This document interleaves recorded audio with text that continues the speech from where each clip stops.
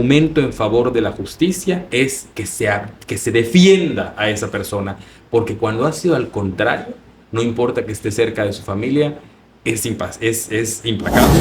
Este papel de referente no cancela los derechos políticos de otras compañeras y compañeros que en su momento busquen un espacio y no hayan sido llamadas referentes. ¿Tú no crees que la bajaron? No, yo definitivamente no Uso tengo. el término porque así es coloquial. ¿Tú no crees que la bajaron a Liz? Sería los dardos que a veces le corresponden a alguien más. Y ninguna de las que se ha concedido ha puesto en riesgo la casa que estamos construyendo. Para nosotros es indispensable la confianza del pueblo de México, porque decidimos tener como aliado al pueblo de México, y los asuntos de México los arreglamos los mexicanos. Y sería un movimiento derrotista, un movimiento que nació cansado. Y no, nosotros asumimos el reto de transformar este país. Cuarta transformación en el municipio de Campeche. ¿Ese es el cargo en el que te ves el próximo año, rumbo al 2027? Esteban Hinojosa se ve el próximo año. Muchas gracias por acompañarnos en un nuevo capítulo de este proyecto de Ciudadano Oropesa Podcast. Ya llevamos varios programas, estamos a muy pocas semanas de cumplir un año en este proyecto independiente que nos ha dado muchas satisfacciones, y hoy una más de platicar con nuestro invitado de la semana, con Esteban Hinojosa Rebolledo. Muchas gracias, Esteban, por aceptarnos la invitación. Gracias, Roberto, a ti, a tu equipo. Es un buen espacio. Bueno, pues ya sabe, ahí estamos en nuestras redes y nuestros canales que aparecen aquí abajo para que nos siga, se una en estos contenidos que queremos traerles y seguir teniendo con ustedes cada semana. Bueno, Esteban, entrando en materia, escritor, creativo y creador cultural, con una formación importante en este sentido. Te has desarrollado hoy funcionario público, político, y en el partido Morena, político del partido Morena. Tengo que preguntarte para iniciar, estas no han sido, me parece, semanas fáciles para el movimiento político a nivel nacional, por Morena, particularmente por los temas que tienen que ver con la relación con Estados Unidos y con los casos particulares, como el de Sinaloa, el caso de Chihuahua, con el tema de la CIA, de los agentes. No ha sido una semana fácil para el país, para Morena, para la presidenta. Hay encuestas donde ya se marca que viene una caída para la presidenta, para Morena. ¿Cuál es tu opinión de estos momentos que está viviendo el movimiento político, que sigue siendo mayoritario y percibiblemente hegemónico en México aún? Mira, primero una aclaración sobre la fluctuación de la aprobación de la presidenta. En realidad, la manera correcta de analizar una tendencia es por lo menos un bloque de 6 meses. Y las fluctuaciones, así como han fluctuado 1 o 2%, han estado presentes siempre, pero tiene una aprobación arriba del 70%, lo que a mí me permite hacer una lectura de que el pueblo de México en su mayoría la sigue respaldando en su proyecto y en los retos que le toca asumir. Ahora, particularmente, me preocupa que una evidente injerencia ilegal en nuestro país, con la historia que tenemos, con la historia que repetidas veces nos ha dejado en claro que el ánimo imperialista de Estados Unidos tiene en la mira siempre a México, ¿no? Y no lo estoy diciendo con un discurso patriotero, es simplemente una lectura llana de la historia.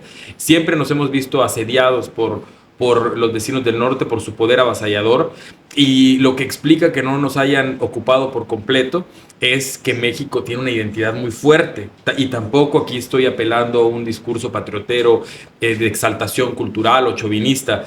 Es lo que explica que un país con la capacidad de dominar completamente gobiernos del otro lado del océano no haya podido hacer una total marioneta del gobierno de México, y que México se haya permitido posiciones muy dignas contrarias a la posición de Estados Unidos con respecto, por ejemplo, el caso de Cuba, ¿no? Digamos, solo para dejar en claro que sí hay una independencia marcada que ha logrado el Estado mexicano de frente a Estados Unidos, a pesar de la inevitable integración económica que ha traído muchos beneficios para ambos países, o para los 3 países, porque habría que meter a esta fórmula también a Canadá. Entonces, cuando un mexicano Es larga la respuesta, pero todos terminan en un mismo sitio. Cuando un mexicano conoce su historia, sabe de la importancia que tiene que el pueblo de México y a través de su gobierno le dejen claro a los Estados Unidos que los asuntos de México los arreglamos los mexicanos y que tenemos los mecanismos democráticos, institucionales para hacer eso, y leemos lo que nos está pasando en este momento frente a uno de los presidentes más erráticos que ha tenido la nación norteamericana, y que la naturaleza de esas injerencias es errática e ilegal, y vemos este reto como una amenaza para Morena.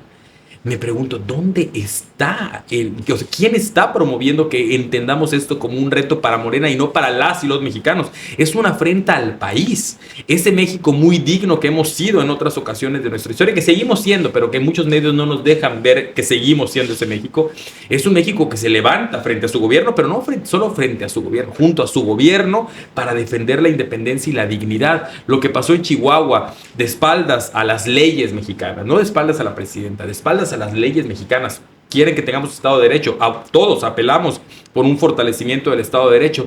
¿Y cómo es posible que esas mismas personas que exigen un Estado de Derecho celebran que de espaldas a las leyes hay injerencias opacas de parte de una agrupación, de una institución estadounidense, y lo celebran como un acto de heroísmo para ayudar a salvarnos del narcotráfico, todo con una narrativa muy efectista? Entonces, eso es lo que más me preocupa de esto, que lo entendamos como un reto para Morena, pero me dices que es un reto para nosotros.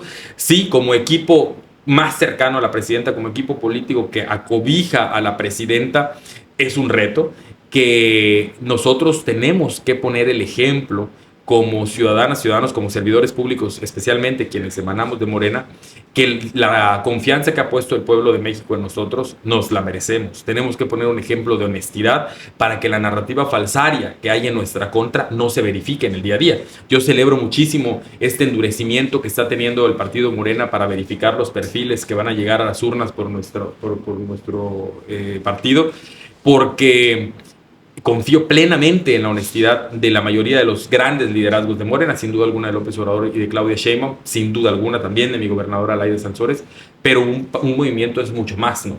Entonces, sí tenemos que tener muchísimo cuidado para que esto que hoy decimos con total contundencia al lado de la presidenta, no somos iguales, no hay colusión con el narco, no ocurra en perfiles en espacios de los cuales no se puede tener el control completo. O sea, es difícil que el aparato nacional tenga hilos para mover todo lo más fino en una alcaldía.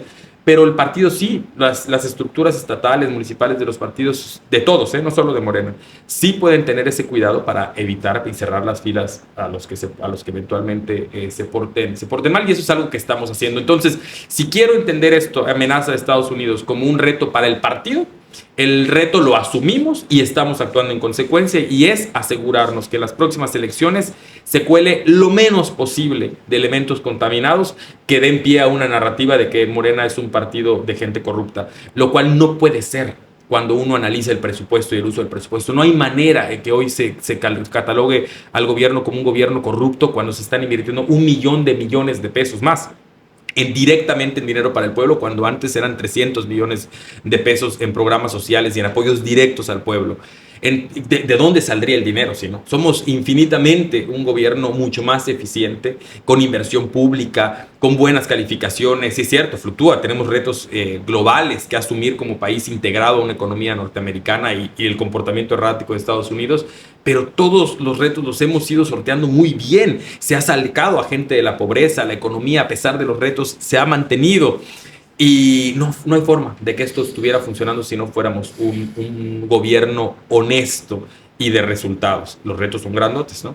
Entonces, mira, así lo entiendo como morenista, un compromiso más con nuestra propia honestidad y con el proceso de filtro de quién entra a estas filas, para que si el país decide hacerle caso, una porción pequeña del país, a esta narrativa mezquina de hacernos ver una amenaza exterior como un problema de Morena y no como un problema nacional, pues Morena tenga una base sólida moral para decir esto es lo que somos y nos alcanza para defendernos del injerencismo gringo si hay una porción del pueblo mezquina que decide no hacer equipo nada más por vendepatria.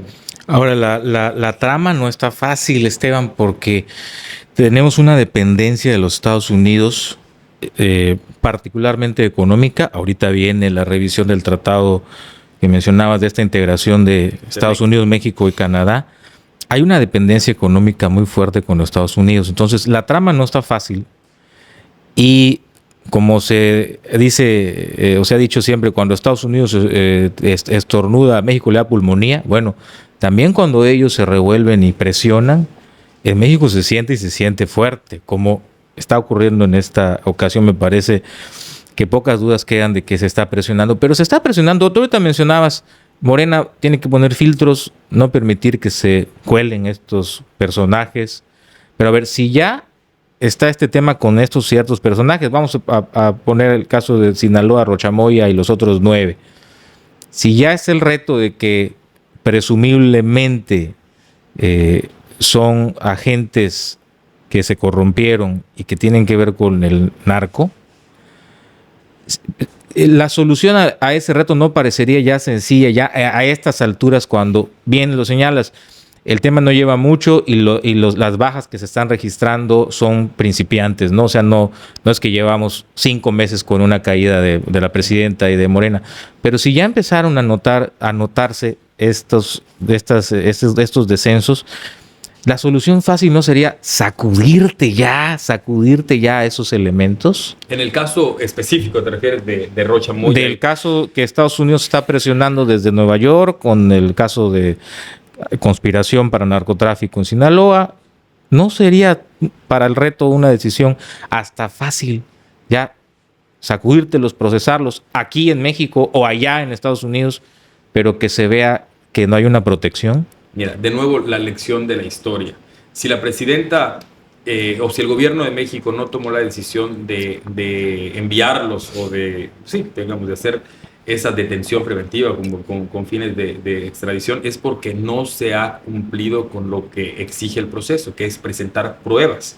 La Fiscalía está haciendo una investigación y es muy, por cómo se maneja la narrativa, eso que te estoy diciendo es un argumento muy impopular, porque el efectismo narrativo nos invita a decir, no, sí, que la presidenta los ponga a disposición.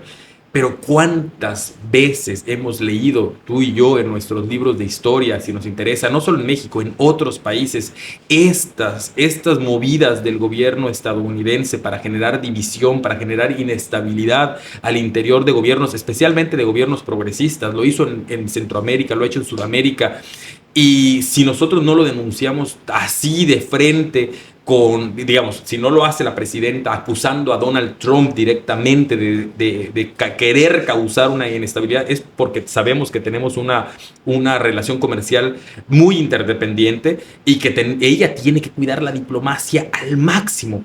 Pero el que ella cuide la diplomacia al máximo no significa que vaya a someterse a los antojos del poder estadounidense, porque la propia historia nos ha dicho que es uno de sus mecanismos: inventar delitos, hacer que giren sospechas en torno a personajes políticos que están relacionados con quien conduce los destinos de distintas naciones. Es el modus operandi hoy en día de Estados Unidos en otros países.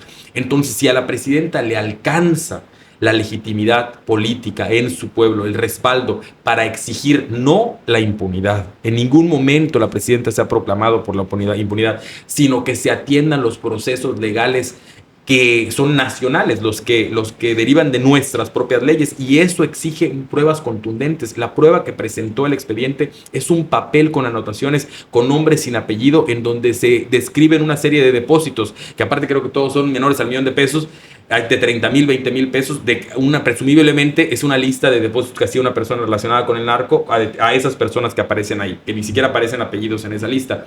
Eso no constituye una prueba para desproteger a un ciudadano mexicano. Deja tú un militante del movimiento, un gobernador, un ciudadano mexicano. Obviamente la narrativa es impopular porque ya hay un discurso construido además a través de millones de bots, probado también la campaña de bots cuando narcopresidenta, en fin, todas estas calumnias que se han inventado en torno a ella. Se cocinó a fuego lento esta crisis mediática, porque se generó la idea, una mentira dicha 1000 veces se convierte en algo que parece verdad. Yo me resisto a decir se convierte en una verdad. Y entonces hace sentido. quieres que el público diga, pues a lo mejor hay algo de cierto en eso, y luego sueltas una bomba muy arriesgada. Por eso Trump no ha salido a decir nada al respecto. Sueltas una bomba muy arriesgada y esperas a que la gente en el poder, pues digamos la presidenta, se someta porque ay, pues bueno, ya van a hacer creer a la gente que sí es verdad, mejor desprotejo a esta persona. Pero la presidenta es una mujer muy congruente, no va a operar de espaldas a las leyes mexicanas. Y se va a investigar, se está investigando y estoy seguro absolutamente que si se encuentra algo contundente, esas personas van a terminar estando frente a la justicia. ¿Sí lo crees? Sí, sí lo creo. Si se encuentra algo contundente, el asunto es un reto de comunicación para nosotros que el pueblo de México nos crea. Por eso insisto en que tenemos que ser servidores públicos ejemplares, porque el reto de transformar un país y de modificar sus estructuras, muchas de ellas corruptas, es un reto enorme que requiere enfrentarse a enemigos gigantes como el status quo estadounidense. Y esos enemigos van a hacer todo lo posible para destruirte, por supuesto. Y nosotros nos basamos en la confianza que tengamos del pueblo. Ahora, esta trama le ha dado contexto a muchas cosas, o ha influido en el análisis y en la opinión pública de muchas cosas. Una de ellas, sin duda alguna, es el cambio de la dirigencia en Morena. Porque además cuando llega la nueva presidenta de Morena, Ariadna Montiel, hay una frase o parte de su discurso donde dice, a ver,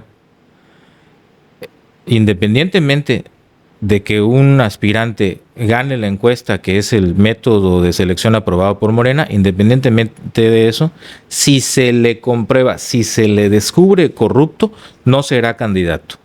Entonces, ahí, porque toda esta trama de Estados Unidos con el tema narco, con el tema Sinaloa, le ha dado contexto a toda esta situación, también interpretamos de que es un mensaje de, a ver, ya, como que algo ya nos pasó, porque ahí está la historia de que incluso Rocha Moya no había ganado la encuesta de Morena y fue el candidato, y algo ya nos pasó y ahora tenemos que decir que aunque gane la encuesta o ganen la encuesta, si son corruptos o están vinculados a esas tramas, no serán candidatos. Le ha dado contexto a muchas cosas esto. Me parece que esa lectura del cambio de dirigencia y ese y otros señalamientos que hizo Ariadna Montiel, también muchos lo hemos observado y analizado e insertado en esa parte de las consecuencias de lo que ha ocurrido a partir del 29 de abril. Y por lo menos consecuencias de lo que ha ocurrido probadamente, como lo del alcalde de Tequila. Que yo creo que esa es la narrativa a la que hay que ponerle atención. Sí hemos, no solo actuado en consecuencia, sino se denunció, fue el gobierno mismo el que denuncia a esta persona que salió de las filas de Morena para llegar a la presidencia municipal, como ha pasado con alcaldes de otros partidos. En este operativo El Enjambre ha habido de otros partidos también. 7 alcaldes ya han caído, ¿no? De diferentes partidos. Y entonces eso es una muestra de que se está persiguiendo a la delincuencia allá en donde esté. Y yo me referiría más a ese caso. Para hablar de una reacción del partido Morena, a ese y a otros, ¿no? Probados, para hablar de una reacción del partido Morena y crear un protocolo de selección de perfiles que esté mucho más protegido de la llegada o de la infiltración de personas con intereses oscuros.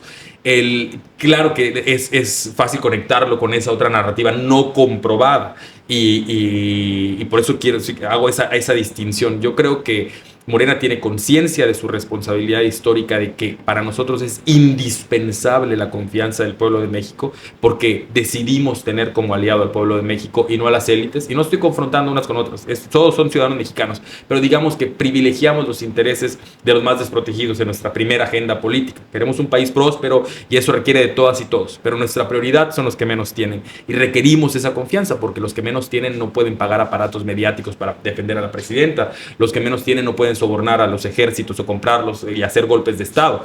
Entonces, nosotros que dependemos tanto de conservar la confianza del pueblo, tenemos que ser todavía más estrictos en que quienes ponemos frente al pueblo para ser elegidas y elegidos, pues se merezcan esa confianza.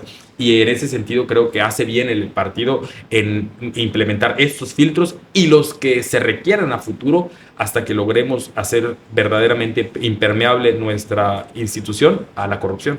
Ahora, Bueno, vamos a dejar un poquito ese tema de lado, pero no me salgo del tema Morena, porque te hablaba del cambio, del relevo en la dirigencia nacional, que ya está consumado, me parece, prácticamente en su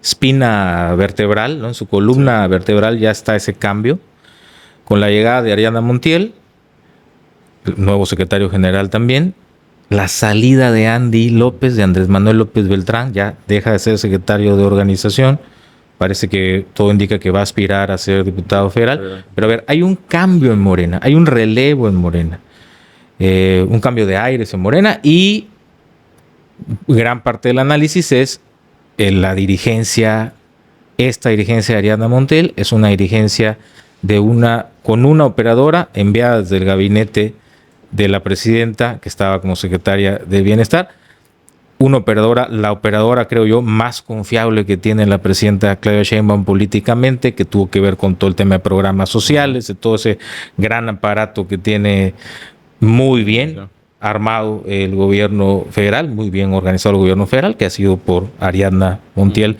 desde el sexenio pasado. Y dicen, esa es la dirigente con todo el respaldo y toda la confianza política de la presidenta.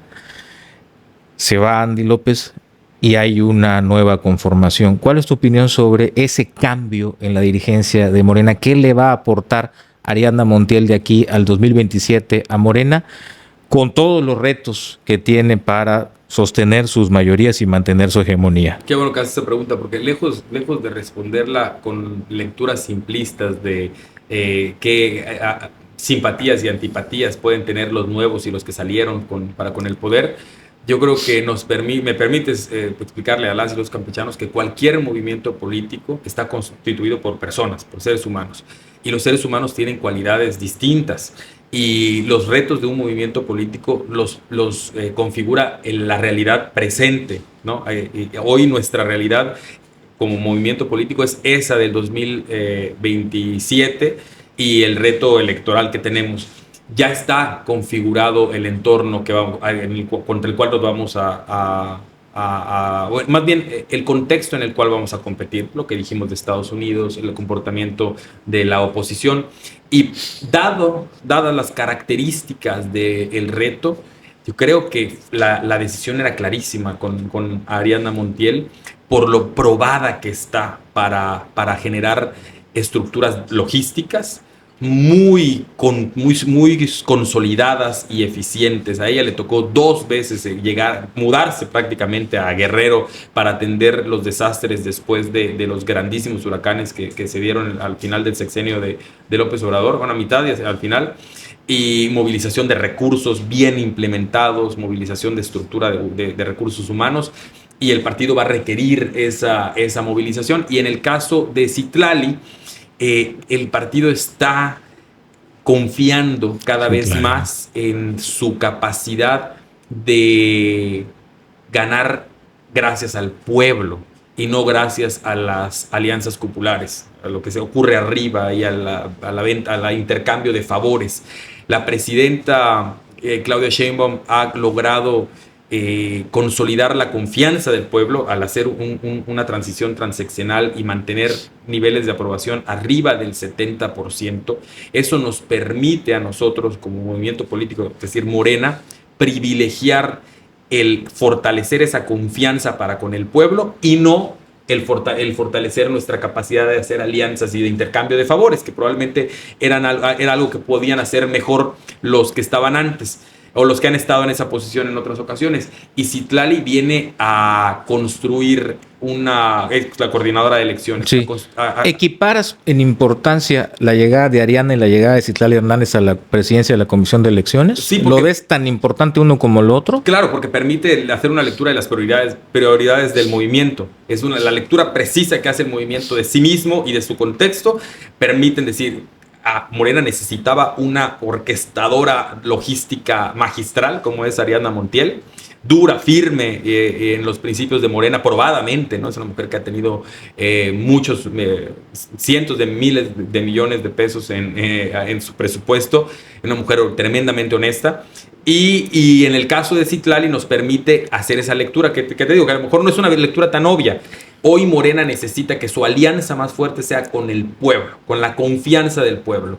Y de frente a las elecciones del 2027, Citlali tenía ese reto, por eso su primera respuesta es este mecanismo de una selección limpia de candidatos antes de ver qué pasa con las alianzas. Bueno, ya se habló de que se va a ir en conjunto con los partidos que... Pero sí le da aire la llegada de Citlali al tema de la relación con el PT y el Verde, sin duda que venía ya con una tirantez con un importante, ¿no?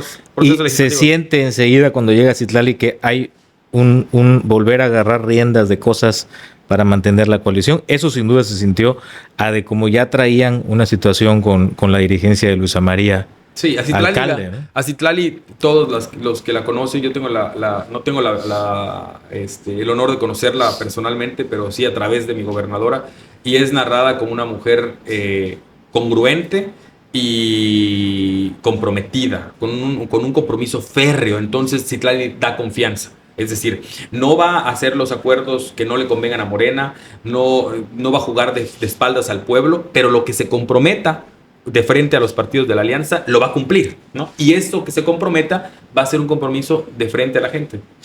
Esteban, durante el tiempo de esta irrupción de Morena, el triunfo de López Obrador, el crecimiento del partido, la ganancia de tantas elecciones, el predominio territorial, ganar en tantas gubernaturas, se ha dicho muchas veces se dijo muchas veces en el pasado que la marca de Morena, la marca del partido Morena, era una marca tremenda, una marca prácticamente imbatible, y que casi poniendo a cualquiera con la pura marca ganaban elecciones. En este contexto en el que estamos hablando en este momento, donde ya, te insisto, aunque es muy reciente y coincido contigo en eso, pero ya empiezan a verse bajas en las encuestas de la preferencia por Morena, pareciera que ya no se pueden confiar en que van a ganar por la pura marca Morena y por eso tan fuerte del partido, que ahora será tan importante la marca como el candidato. ¿Coincides o sí siguen ganando nada más con la pura camiseta? No, yo espero que nunca haya sido esa probablemente es la descripción de una realidad que se dio, ¿no?, en su momento, pero que nunca haya sido una aspiración de la marca Morena. Un partido es una plataforma de principios, un programa de trabajo, digamos, ¿no?, para la construcción o la consolidación de una nación, así como la imagina el pueblo. Digo, esa imaginación del pueblo queda verificada, o esa voluntad de eso que quiere construir el pueblo queda verificada en las elecciones.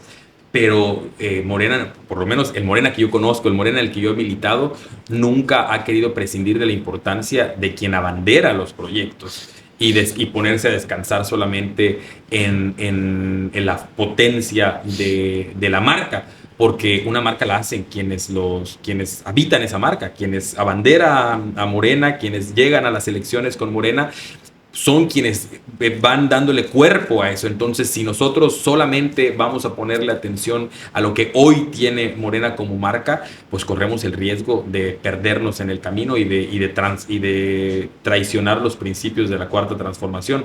Yo creo que los liderazgos de Morena, los grandes liderazgos de Morena, siempre han sabido que es importante ambas cosas: conservar la potencia de la marca y que aquellas y aquellos que los abanderen realmente vivan los principios de la Cuarta Transformación. Estoy seguro que nunca se otorgó una candidatura con una resignación total bueno, esta persona va a ganar las elecciones, pero nunca va a ser morenista. Cuando se ha tenido que hacer alguna concesión, estoy seguro que quien hizo esa concesión tiene la esperanza de que la persona que llega al poder por Morena va a terminar abrazando los principios que nosotros defendemos, por lo contundente y lo evidente que es su pertinencia, ¿no? Ser honestos, no traicionar, no robar al pueblo de México, se presentan como nuestros imperativos, y a nosotros nos parece que a todo mundo que llega al poder por nuestra plataforma va a terminar abrazándonos, pero a veces no es así, ¿no? A veces no ha sido así. Qué importante que lo menciones, porque eso es algo que ha pasado varias veces, en donde dicen, a ver, llegó a Morena hace muy poco, ya es candidato de Morena y ganó por Morena, pero los morenistas que fundaron el partido, que picaron piedra en el partido, no lo ven como morenista, no lo identifican todavía como morenista, y eso causa laceraciones, causa heridas. Muchas veces puede pasar de que efectivamente o los impulsa a la marca y ganan, pero también la otra de que la marca no dé para ganar, como estamos hablando. Pero bueno, de ese efecto de la visión del morenista, de que no se identifique con un candidato, pero que con la pura marca logre la aspiración, pero luego no se vean reflejados en esos éxitos electorales de gobierno o de una diputación. O sea, esto es algo que varios morenistas se han quejado a lo largo de los años, al paso de estos años, donde Morena irrumpió como la principal fuerza política del país. Yo creo que es algo que es nuevo para las y los mexicanos, porque pues veníamos de un partido hegemónico durante mucho tiempo. Pero hoy Morena también es un partido muy potente. Muy potente, claro. Todavía no hegemónico, ¿no? Para nada. Pero no estábamos acostumbrados. Más bien del PRI se salían personas, no en el momento histórico reciente, digamos, desde los 80 para acá, no ingresaban personas al PRI, sino el PRI. Lo que nos toca comparar es lo que se iba saliendo, un movimiento grandísimo que iba perdiendo gente. Ahora nos toca el proceso a la inversa, ¿no? Lo que probablemente le pasó a ese partido hegemónico en el siglo pasado. Un partido que va captando nuevos perfiles. Y aquí la militancia... Millones. Sí, millones. Millones. Sí, porque decían el segundo o tercer 14 millones de afiliados. Pero a ver... Y parte de la afiliación ahora es complicadísima. A ver, en esos 14 millones se te cuela cualquier cosa. Sí. Se te mete cualquier cosa en esos 14 millones. Y puede ser algo que vas a pagar consecuencias después. Se puede colar cualquier cosa en la militancia, ¿no? Porque es como si en la iglesia católica o en la iglesia cristiana no aceptaras a nadie porque era alcohólico o porque era drogadicto. Uno, cuando está frente a un ciudadano o una ciudadana con la intención de participar en un partido político, en un grupo político, pues lo que nos toca asumir es alguien que quiere participar de lo público e interesarse por su comunidad. Así como una persona que fue drogadicta o que sigue siendo alcohólico que se acerca a la iglesia, pues al sacerdote o al pastor le toca pensar que es una persona que quiere salir de esa vida y mejorar. Entonces, o sea, me estás diciendo respecto de la militancia, okay, de la militancia, okay. No de los candidatos, porque de los candidatos ya hablamos. Yo pensé que me estás diciendo eso de que como que llegan a Morena y ya se santifican o... No, que llegan a Morena ya se me... ¿No? Mira, dos cosas. Ya tienen la bendición y ya se purificaron. Estamos hablando de la militancia. Okay. De la militancia. Sí. Yo creo que a un país le haría muy mal haría muy mal un país que quiere fortalecer la participación ciudadana en ponerse demasiado picky en quien llega a las filas de como militante de su brazo político, o sea, en este caso de Morena,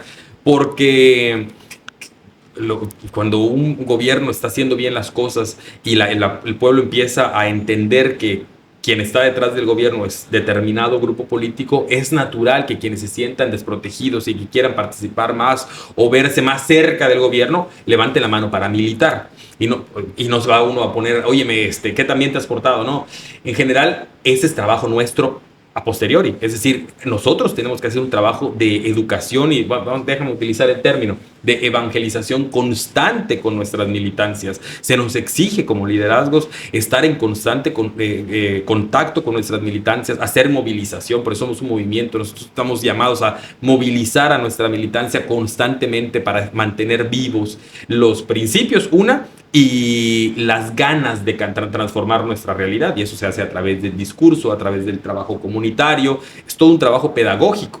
Entonces imagínate qué flojo fue, qué holgazanes seríamos los liderazgos políticos o las instituciones políticas si quisiéramos que solo ingresen en nuestras filas puras personas ya peinaditas, educaditas y con los principios de Morena tatuados. Sería un movimiento derrotista, un movimiento que nació cansado. Y no, nosotros asumimos el reto de transformar este país, y eso se hace transformando a las y los ciudadanos en primer lugar. Ese pueblo bueno del que hablamos y en el que creemos profundamente es un pueblo en creación. Es un pueblo que voltea a ver un pasado idílico, que es una mezcla de pasado idílico y de realidad histórica, pero que más bien tiene una función hacia el futuro. ¿Qué pueblo queremos ser en el futuro y qué raíces necesitaríamos tener? Somos narrativa, las y los seres humanos, ¿no? Pero no nos vamos a poner tan filosóficos. Entonces, nosotros tenemos ese trabajo pedagógico de fortalecer la identidad de los mexicanos que llegan a Morena y darles un programa de trabajo para el futuro. Y que ese programa de trabajo para el futuro no sea el del egoísmo, no sea el del individualismo, sino el del bien común, el de la sostenibilidad, el de la justicia social. Ya la cosa cuando esta membresía es para nuevos liderazgos que pueden ser luego nuevos candidatos llegados de fuera y con un asterisco de parte de la propia militancia, que le va a poner un asterisco y decir, oye, a ver, ¿qué me ha demostrado? Claro. ¿Qué me ha probado que puede venir a darme para el movimiento? Claro. Es una crítica que se hizo en su momento porque a Morena prácticamente vimos que pasaran personajes que fueron muy cuestionados en otros partidos. No voy a mencionar nombres, pero incluso algunos que históricamente por el propio movimiento y el fundador del movimiento López Obrador habían sido señalados en el pasado como parte de ese sistema corrupto, de ese preanismo, y luego los vimos en Morena ser candidatos y ser líderes de Morena en las cámaras y crecer hacia ahí. ¿Han superado esa parte? Construir una casa requiere blocks, requiere varillas, requiere arena, requiere cemento, y fuera maravilloso que en la casa que quieres construir, cada uno de esos ingredientes estuvieran en las manos de tus amigos. Pero somos un país constreñido por leyes que respetamos y que si queremos cambiar, las hemos cambiado por la vía legal. Hasta las más dramáticas que nos exigían una mayoría calificada, que es complicadísimo de construir, tuvimos la paciencia y la disciplina como movimiento para decir, aguántense, hay que motivar al pueblo para que el camino sea el camino legal. ¿A dónde voy con esto? A veces el cemento, a veces la arena, a veces los blocks están en manos que desde una perspectiva purista son manos equivocadas. Por eso la solidez moral de los liderazgos es vital en un movimiento político, porque el liderazgo tiene que tener la contundencia moral para decir, de ti solo tomo el bloque. ¿Me quieres dar el bloque? Ok. ¿Tú crees que necesitamos construir esta casa? Los motivos tuyos no me importan, me importan los míos y los de mi movimiento, pero tú tienes el bloque en la mano. Hoy necesito ese bloque en la mano. Y ¿qué me pides a cambio? Es lo que me pidas a cambio del bloque que vas a poner para la construcción de la casa. No puede de ninguna manera, y no ha puesto de ninguna manera en riesgo la casa que vamos a construir. Habrá otras cosas que se conceden, seguramente. No me toca a mí decidirlo, no estoy todavía en esa posición. Habrán cosas que se conceden, pero ninguna de las que se ha concedido ha puesto en riesgo la casa que estamos construyendo, y por eso las grandes cifras del combate a la pobreza, por eso el avance en la construcción de infraestructura que va a soportar el crecimiento económico de México con una capacidad de redistribución mucho más potente, y por eso también el aumento en la justicia social a través de los programas sociales. No hemos puesto en riesgo la casa, pero eso sí depende de la calidad moral de los máximos liderazgos. Y hoy los máximos liderazgos que ha tenido este país con esa contundencia moral militan en Morena. Hay quienes no, claro, pero la presidenta Claudia, el presidente López Obrador, ellos en sus personas y en sus propias vidas han logrado comprobar esa solidez moral y han logrado mantener la construcción de la casa firme, a pesar de que los bloques y los cementos y la arena han venido de manos de las que no estamos orgullosos. Bueno, hemos hecho una radiografía de lo actual de Morena, los retos de Morena, a nivel el cambio de dirigencia nacional. Me voy acercando al tema de Campeche, porque también pues aquí es parte del objetivo platicarlo contigo hoy. Tú, hoy Esteban Hinojosa es parte de un grupo de liderazgos dentro de Morena a los que se les ha llamado referentes, o se les presentó en alguna reunión de partido como referentes, ahí en un presidium, con la dirigencia estatal. Entiendo que eran liderazgos seccionales, me parece, del partido. Se les presentó como referentes. No todos ustedes que hoy son presentados como referentes de Morena fueron fundadores, estrictamente hablando, de Morena. Varios han llegado recientemente. Hay otros que sí, de más tiempo atrás, pero bueno, se les ha llamado referentes en Morena. Háblame de esa designación, háblame de esa nominación como referentes de Morena. ¿Qué significa para ti ser considerado hoy un referente de Morena? ¿Y qué le dices a esos morenistas que pueden percibir que no todos sus referentes hoy de Morena son sus fundadores. Mira, yo primero, ahí tengo total prerrogativa de hablar desde cómo lo veo yo, ¿no? Porque es algo que se relaciona directamente conmigo porque he sido llamado referente. Yo me considero... Más aquí tenemos que poner referente. No. Yo me reconozco, me asumo y muy orgullosamente del grupo político de la gobernadora Laida Sansores. Soy morenista, eso no venga a decir que soy un morenista a medias o que soy laidista y no soy morenista, no. De hecho, yo conozco a la gobernadora antes de empezar el gobierno, poquito antes, 2-3 meses antes de la campaña. Entonces yo fui morenista antes que laidista.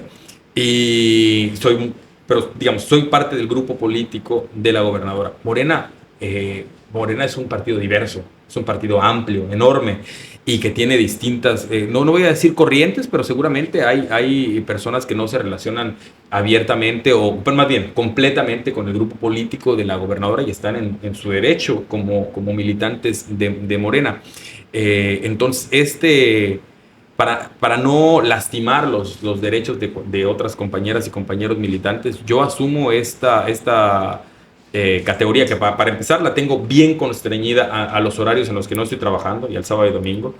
Y a veces tengo trabajo en sábado y no se puede ser referente en sábado, que es una responsabilidad para con el partido desde el grupo político de la gobernadora Laida Sansores. Hoy la gobernadora Laida Sansores en su papel de liderazgo del movimiento de Regeneración Nacional, que conocemos como Morena.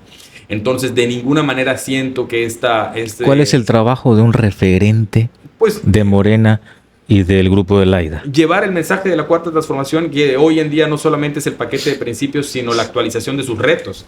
Hablar de la defensa de la soberanía, aclarar la narrativa a quienes confían en nosotros, hacer el trabajo que a veces los medios grandes de comunicación dificultan tanto, que es contar la verdad de lo que está pasando. No contar un cuento de hadas, no contar un cuento rosa que niega los problemas que tenemos como país y como movimiento o como gobierno nacional y estatal, sino actualizar desde la perspectiva de personas que han sido consideradas sólidamente morales, en fin, lo que sea que nos define para haber sido elegidos como referentes del grupo político de la gobernadora Laida Sansores. Para mí es muy importante que las y los compañeros de Morena no sientan que quienes no estén de acuerdo con este grupo político, que sientan que un servidor quiere cooptar sus derechos, ¿no? Por ejemplo, yo en este momento no sé qué va a pasar con mi vida política en un futuro, pero hay un ejercicio en Morena a través del cual se selecciona a los perfiles que van a ser candidatas y candidatos, y de ninguna manera ya que me llamen referente, mi grupo político cancela los derechos políticos de quienes quieran sumarse a la encuesta, en caso de que yo vaya a estar en una encuesta, ¿no? Que es algo que se tendrá que decidir en el tiempo en el que esto llegue, ¿no? Yo hoy tengo un encargo público y tengo que decirle a la gente, yo sé que quienes desde la oposición nos juzgan, nos piden prácticamente nos piden que no estemos, ¿no? Que desaparezcamos. Y yo lo que hago es lo contrario. Aclaro que quiero ser popular porque eso le conviene al gobierno, le conviene a la ciudadanía que un servidor público sea popular, que sepas dónde encontrarlo, que sepas cómo se llama, cómo se ve, porque así exiges mejor.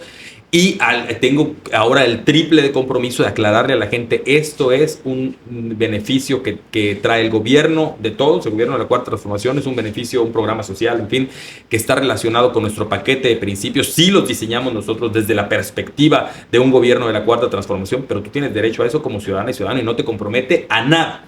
Hoy en día siento el triple de responsabilidad, pero llego a esto porque, digo, es un programa que tienes una audiencia amplia y sí quería dejar esas dos cosas claras. Que en mi papel de referente, que significa defensor y conductor del mensaje de la Cuarta Transformación, insisto, no solo de lo que ya tenemos hecho, sino de lo que nos falta por hacer, no mezclo mi papel como secretario de Bienestar. Quienes así lo confunden, incluso personas que quieren ser beneficiarias, me veo en la necesidad, que muy cómodamente lo hago, de aclararles. Esto no lo estoy haciendo en papel de porque hay gente que viene, oye, yo soy de Oye, pero yo he estado contigo. Sí, eso sale sobrando. Lo que a mí me interesa es cuál es tu necesidad y si tú eres parte de la población en la que nos toca atender por ley, ¿no? Y lo hago, ¿eh? Y lo hago y constantemente se lo comunico también a mi equipo de trabajo. Entonces, eso quería decirlo. Y la otra que es, este papel de referente no cancela los derechos políticos de otras compañeras y compañeros que en su momento busquen un espacio y no hayan sido llamadas referentes. A ver, ese día estaba Eric Reyes y habían varios ahí. Y estaba el presidium con ustedes que fueron llamados referentes. Hay otros referentes del partido, además de los que vimos. Creo que los que vimos ahí todos estaban circunscritos al municipio de Campeche. Sí, incluso ahí se habló de que cada uno en un distrito de la capital. Hay otros referentes diferentes a los que vimos ese día en el presidium, que a lo mejor hayan ustedes estado reunidos en algún foro más amplio, no lo sé si eso ha pasado. Que digan, bueno, aquí todos somos, aquí también estos son referentes. Hay más referentes de esos designados, nominados o vistos así que los que vimos ese día. Mira, yo estoy muy verdaderamente, esto no es pretexto, muy ocupado en la chamba, en la Secretaría de Bienestar, y mi única manera de enterarme si hubiera eso es que me lo vinieran a decir. Pues no he visto nada en prensa, por ejemplo, no he visto nada en la prensa, no he escuchado el comentario del interior, y nadie me ha venido a decir, oye, yo también soy un referente de tal cual cosa, ¿no? Entonces desconozco si existen otros, pero están en todo su derecho. Claro, pero de los que nosotros vimos ese día, son esos que estaban ahí, incluyéndote, los que tú conoces que son hoy trabajando como referentes de Morena en Campeche. Conductores del mensaje. Sí, así es. Sí, le pongo el nombre porque así salió, sí. ¿No? Yo no tuve nada que ver con ese nombre. Bueno, ahí estás de referente. Y esto me lleva, sigo hablando del tema de Campeche, esto me lleva a preguntarte que hoy tienen este grupo político de la gobernadora, hace algunas semanas, sacó o impulsó o respaldó a un referente mayor, vamos a decirle así, Pablo Gutiérrez Lazaruz, el hoy todavía aún presidente municipal de Carmen, a quien se le destapa, y hay una declinación de parte de Liz Hernández como el virtual futuro defensor de la Cuarta Transformación en Campeche, que es el cargo que se da al interior de Morena, a quienes posteriormente se van a desenvolver en las candidaturas, podamos decirlo, para el 2027. Háblame de ese momento donde el gabinete, con la gobernadora, con la declinación de Liz, cómo llegan a decir, ya es Pablo Gutiérrez el defensor o el máximo referente, en este caso, defensor de la 4T. Mira, versiones de los hechos, siempre va a haber tantas como las personas que formaron parte del suceso, ¿no? La que yo me interesa contar y la que yo viví genuinamente, porque incluso hubo quien me preguntó antes de entrar a esa reunión, óyeme, que hoy pasa tal cosa, y yo vengo a una reunión de trabajo, lo cual fue una reunión de trabajo en el 95% de su composición, como la de gabinete, como la que tuvimos hoy en la mañana. Y en donde se habla de lo que está pendiente, los retos, de problemas que tenemos, y muchas reuniones extendidas cuando se habla de temas estatales, se convoca a los alcaldes y se convoca incluso a personas del gobierno federal, porque la agenda de gobierno muchas veces requiere de la coordinación interinstitucional que trasciende los órdenes de gobierno. Ese fue el caso en la agenda de ese día. Y lo que yo vi al respecto es un mensaje. Quien toma primero la palabra es la compañera, hoy todavía secretaria de gobierno, Liz Hernández. Ella toma la palabra, ella hace referencia a un suceso que ella supone del cual todos tendríamos conocimiento, y ese suceso del cual ella supone que todos tendríamos conocimiento, que probablemente no todos, es que ella aspiraba o sea, que llegados los tiempos legales, ella iba a aspirar a una determinada posición y que ya no le interesaba. Ella es la primera en tomar la palabra. Al respecto, al final dice, quiero hacer un anuncio breve, disculpen, todavía no se vayan, voy a hacer un anuncio breve, quiero contarles algo para no generar más comentarios. Ella supone que el no hacer esta aclaración que ella consideró que quería hacer podía generar problemas al interior del equipo de trabajo, y toma esa decisión de decir, yo no me interesa esa posición. Sí, declina. No es eso. Sí, sí, digamos, no, es que declinas en una competencia que no ha empezado. Ok. Entonces ella simplemente declara que esa no es su intención, es lo que nos declara ahí. Y dice que en caso de que llegado el momento la intención la mantuviera el compañero de Carmen, el compañero Pablo Gutiérrez Lazarus, que es un carmelita muy campechano, que contaría con el apoyo de ella, a lo cual se sucede una serie de aplausos y una emoción de un gabinete que tiene ganas de llegar unido a un eventual ejercicio futuro que podía haber generado una fracción, siendo sinceros, ¿no? Y entonces yo creo que el entusiasmo que se vio ahí, más que la simpatía por uno por otro, fue por la esperanza de poder caminar hacia un proceso futuro con unidad, ¿no? Eso fue lo que vimos, eso fue lo que generó mucho entusiasmo, y todo lo demás al respecto de los perfiles y sus objetivos específicos, pues habrá que esperar los tiempos legales para hablar. Hoy Pablo Gutiérrez Lazarus es el coordinador estatal de la defensa de la transformación y tiene la tarea que tengo yo en el municipio de llevar en nuestro tiempo, en nuestras horas fuera del horario de trabajo, el mensaje de la cuarta transformación y la actualización de sus retos. Sí, siempre me gusta irme un pasito para atrás para aclarar el tema. Unas horas antes habían estado en el béisbol. Ajá. Donde luego pasó, ya sabes, le sacaron allá tema a la gobernadora, que la gente, que yo siempre digo, los políticos cuando van al estadio, ninguno se salva del clamor del público.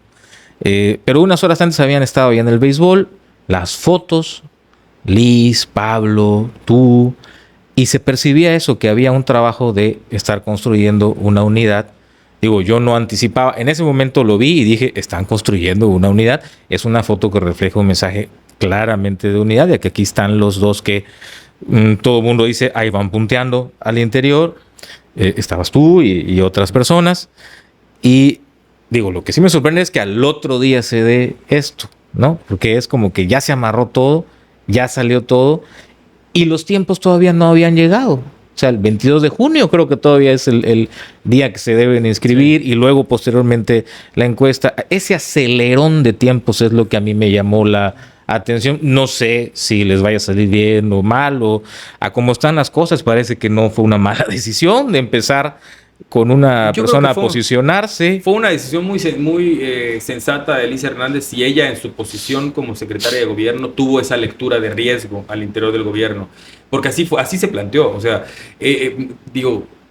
fue una cuestión abierta. Entonces es una aclaración la que hizo la compañera Liz Hernández de esta no es. No sé si el día anterior lo era o no, eso se lo tendrán que preguntar a ella, pero la aclaración que hizo ella después de haber analizado no sé qué habrá analizado, algo analizó, pero fue, si ustedes... ¿Tú no crees que la bajaron? No, yo definitivamente uso el término porque así es coloquial. ¿Tú no crees que la bajaron a Liz? Sería yo misógino e intrusivo si me atreviera a decir eso, porque yo tengo un referente directo de mi versión de los hechos, que es la propia Liz Hernández. Ajá. Y a la Liz Hernández que yo escuché en un acto público, que es que en política lo que ocurre en público es lo que cuenta, que nos contó a sus compañeras y compañeros de trabajo, nos participó a sus compañeras y compañeros de trabajo de esa decisión de aclararnos que no había una aspiración en el sentido de que se empezaba a manejar en los medios o en su propio equipo, un equipo que la rodeaba probablemente, que ya no existía esa aspiración, que no se confundieran, y que llegado el momento, si la persona que después fue señalada decidía participar, iba a contar con todo su apoyo. Va a contar, porque todavía no hay un apoyo que ofrecer, estamos trabajando como gobierno, eso ya se dará en su momento. Esa es la versión que tengo directamente de Liz Hernández, porque yo estaba sentado en esa mesa, de hecho muy cerca de ella, a 2 lugares de ella, y ¿para qué me voy a poner a suponer cosas que mi propia compañera, además mi secretaria de gobierno, lo dijo abiertamente? Bueno, pues el cierre de filas. Entonces, un gabinete de unidad, podríamos decirlo en ese momento, pero, y tú lo dijiste hace rato, y eso no cancela que llegado el 22 de junio, si hay otros liderazgos al interior de Morena que no estaban ahí en ese gabinete de unidad, se podrían registrar. Ah, claro, por supuesto. ¿Y tú qué les dirías a ellos? A quienes llegado el momento se pudieran registrar, porque ustedes ya vivieron ese cierre de filas, ese gabinete de unidad, pero probablemente estos otros perfiles no. Y no sé si se les haya convocado o llamado, no lo sé.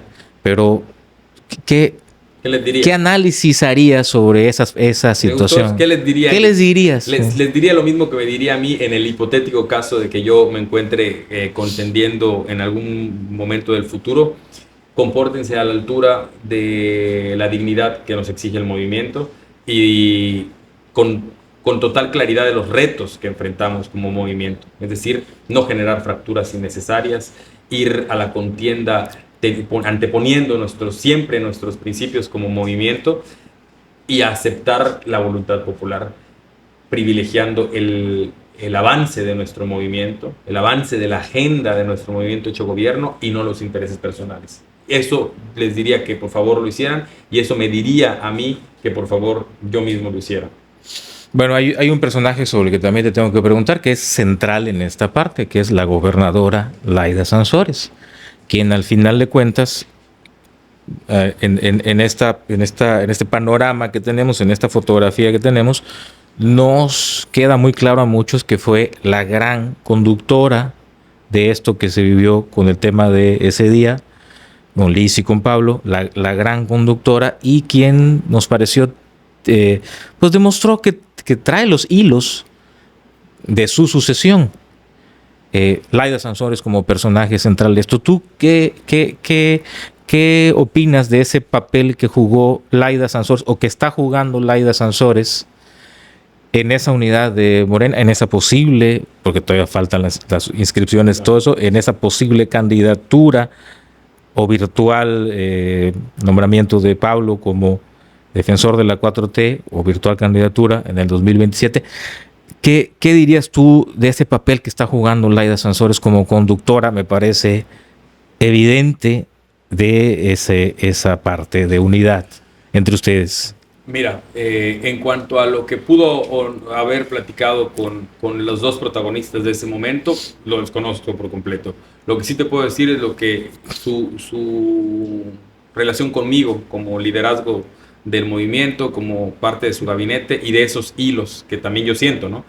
Y sí, efectivamente, por supuesto, la gobernadora mantiene ese control de su gabinete. Es un control que, te lo digo porque me toca vivirlo, que está basado en una relación de mucha confianza.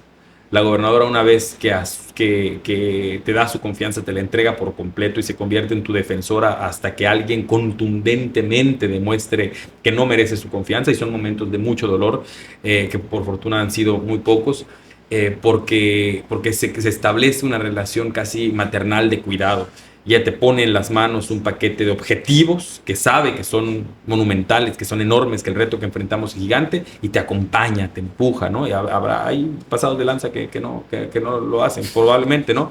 Pero yo hablo de mi relación con ella y entonces te da seguimiento, ¿no? a ese objetivo que te puso. Entonces sí hay un control. Si ella consideró que era momento de mandar algunos mensajes para cuidar la unidad, pues bueno, qué bueno que los mandó. Lo que yo vi es a una persona de manera autónoma dirigirse a sus compañeras y compañeros y a su jefa, que es la gobernadora, para declarar lo que ya dijimos en un momento. Eso fue lo que me tocó ver a mí, y a otra persona autónoma, más autónoma aún porque es una persona que llegó a su puesto por elección popular, estar agradecido con esa confianza depositada para un eventual suceso en el futuro, ¿no? La figura de Laida Sansores, lo voy a decir con términos coloquiales, creo que fue la que más ha sido la que más ha apechugado a partir de ese día comentarios, críticas, opiniones, puntos de vista diversos como este que te digo. Yo creo que demostró que trae un control político muy importante todavía al quinto año de gobierno, que eso es importante decirlo, al quinto año de gobierno, en las ya finalizaciones del sexenio, ver a un gobernador o una gobernadora que traiga todavía esta conducción política no es usual. por lo general ya a estas alturas del partido cada quien está buscando por dónde amarra, unos por dónde tejen, en México, si aquí en Campeche, si directo con la gobernadora o el gobernador. Pero es el personaje que más ha apechugado críticas, opiniones, artículos, análisis periodísticos, análisis políticos. ¿Cómo sientes? Porque tú la tienes casi cada semana, la vemos contigo en el programa que tienen de los martes y en las audiencias de los miércoles. ¿Cómo sientes a Laida hoy políticamente hablando? Una admiración profunda, cada vez más grande hacia mi gobernadora, porque precisamente eso que dices ese verbo me gusta, pechuga. Ella jala para sí los dardos que a veces le corresponden a alguien más. Y esa congruencia y esa voluntad de ponerse al frente de todas las batallas va a ser lo que va a definir en un futuro, ya visto en retrospectiva, el trabajo político de Laida Sansores en todos los frentes. Incluso en la defensa, en su momento, Andrés Manuel López Obrador, ella tomaba las trincheras más visibles, más expuestas, tomaba las tribunas más visibles para decir los mensajes más difíciles, y eso lo siguió haciendo en su gobierno, lo cual no es una práctica común, y que por eso nos confundió tanto a la opinión pública en un primer momento, y sigue pasando, ¿no? Cuando hay reclamos, es que eso deberían de cuidar más a la gobernadora, eso no debería de salir a explicarlo a la gobernadora, o esos dardos debería de ponerse alguien enfrente, pero lo que no ven es a Laida Sansores haciendo un lado a cualquiera, diciendo esos dardos los tomo yo, porque este es mi gobierno, y dando un mensaje de lo que realmente significa la lealtad. Para la gobernadora Laida Sansores, la lealtad es sagrada. Y sabes tú, como comunicador mejor que nadie, perdón. Sí, adelante. Que este gobierno ha enfrentado retos grandes, al interior también, por supuesto, como todos los gobiernos. Y que lejos de hacer un linchamiento mediático desde el centro del gobierno, la gobernadora ha sido la que ha salido a dar la cara siempre ante el pueblo, a pesar de que a veces los mensajes son muy difíciles de comunicar, ¿no? No todo el pueblo, digamos, a veces nos exige mensajes llanos, y la narración de la verdad de la política a veces es un poema barroco, ¿no? Que requiere cierto conocimiento de métrica y de un vocabulario sofisticado para entender lo que realmente está pasando, y ella se toma ese riesgo confiando en su pureza de corazón. Yo sé que va a haber quien me escuche y que diga, ay, Esteban, pero genuinamente te lo digo, empeño mi palabra por la pureza de corazón de la gobernadora Laida Sansores y de su compromiso con los principios que ella decidió defender hace muchos años, y decidió ponerse siempre al frente de eso. Entonces sí, así es, una gobernadora atípica en cuanto a sus dinámicas de comunicación. Me tocó estar con otros gobernadores, yo fui director de información en otro gobierno, y claro que la consigna siempre era otra: el último en salir, el último en explicar, el último es el gobernador o la gobernadora. Y aquí no. Aquí Laida Sansores, por decisión propia, cuando había algunos de sus colaboradores atacados bajo asedio, era ella quien tomaba la bandera de la defensa, y eso, pues bueno, el balance que eso tenga es algo que ya leeremos, fue en un futuro en la historia, pero yo estoy muy confiado en que cuando se obra guiado por el amor genuino, siempre la historia se acomoda a tu favor. Eventualmente la historia se acomoda a tu favor. Podría haber quienes lo veamos diferente, ¿eh? Claro.